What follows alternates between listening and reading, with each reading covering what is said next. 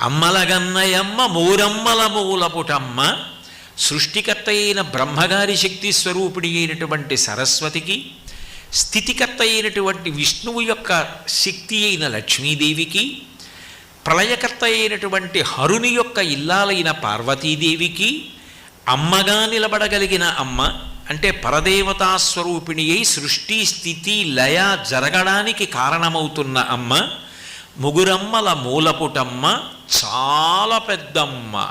ఎంత పెద్ద అమ్మ అంటే ఆవిడ ఎప్పుడుంది అంటే పూర్వజ. ఈ సృష్టి ఎప్పుడుందని నువ్వు అంటున్నావో అంతకన్నా ముందు ఆవిడుంది. ఈ సృష్టి ఎప్పుడు మహాప్రళయంలో లేకుండా పోతుందో అప్పుడు ఆవిడుంది. మరి అప్పుడు ఉండి ఇప్పుడు ఉంటే ఆవిడ చాలా వయసులో పెద్దది కదా. అంటే నిత్యయవ్వన. ఆమెని కాలం ఏం చేయదు, కాలమును ఆమె చేస్తుంది. కాలము కూడా ఆగిపోయేటట్టు